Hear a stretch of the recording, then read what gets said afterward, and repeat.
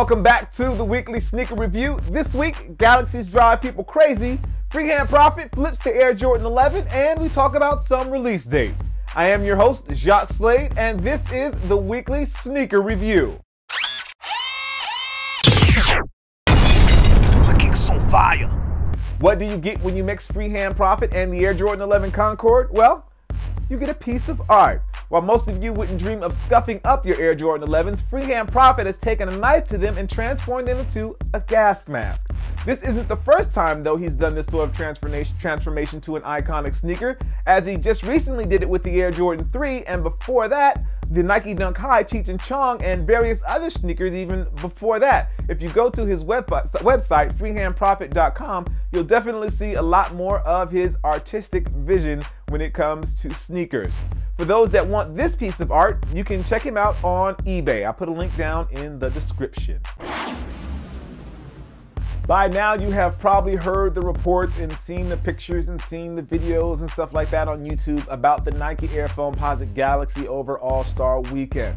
Well, I just want to say it wasn't all doom and gloom despite how the media tried to portray us, because I was able to attend 2 events over the weekend for the Foamposite, and they went off without a hitch. There was an event at midnight at the Nike Vault, and then there was flight night at the Montalban on Sunday during the All-Star game, where they did another raffle.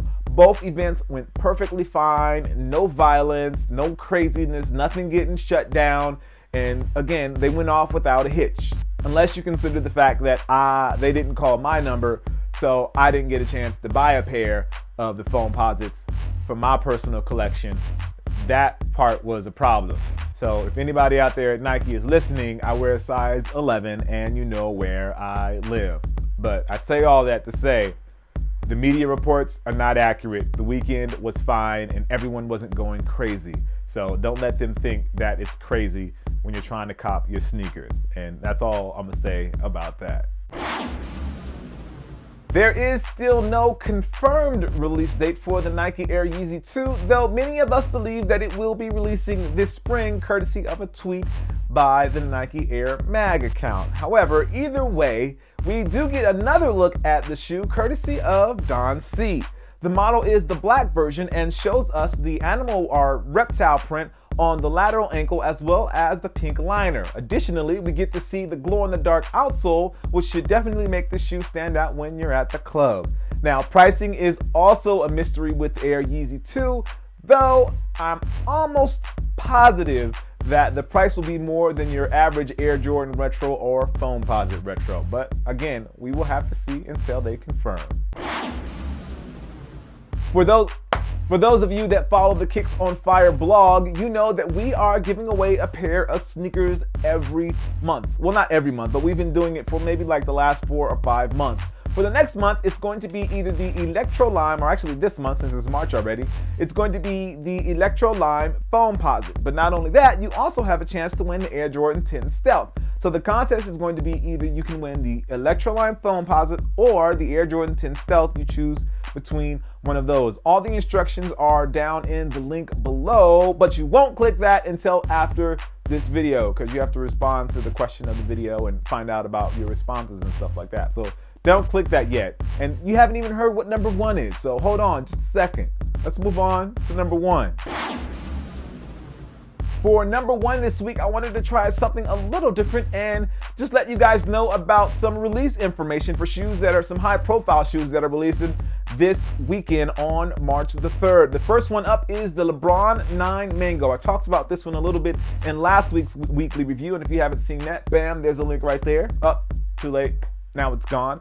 Those will be priced at $170 and released nationwide this weekend.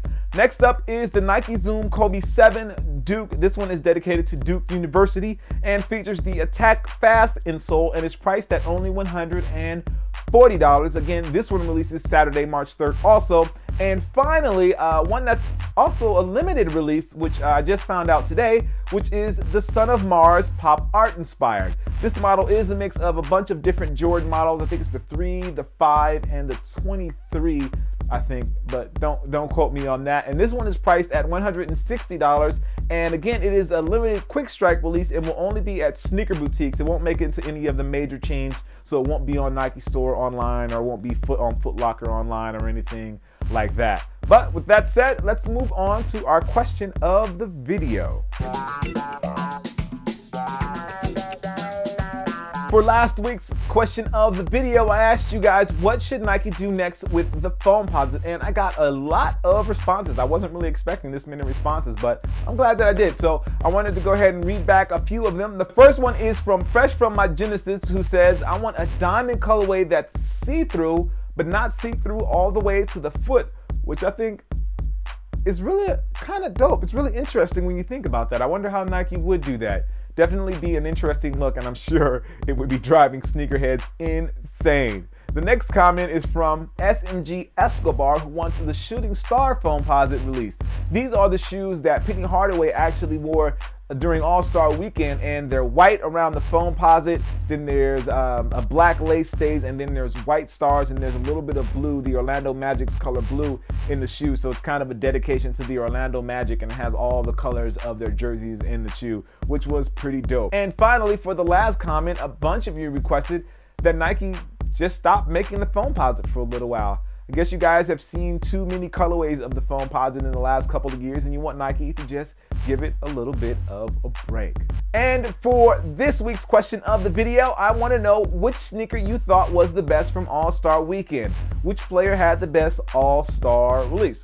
Let me know in the comments, and I will read some of your questions back next week. So if you missed last week's episode, click up there. If Facebook and Twitter is your thing, then the information is down in the description. Don't forget to like, subscribe, click, comment, and all that stuff on this video. I am your host, Jacques Slade. This is the weekly sneaker review, and I will see you next week. Peace. Boom.